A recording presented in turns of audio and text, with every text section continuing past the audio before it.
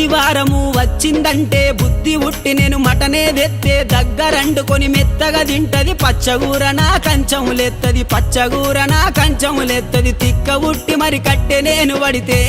నా ముత్తుల పెళ్ళము తల్లిగారి బాట పడతదమ్మా నా రంకుల పెళ్ళము వద్దంటే వినవే ఓయమ్మా నా ముత్తుల పెళ్ళమా మంకు పడితే మానవే ఓయమ్మా నా రంకుల పెళ్ళమా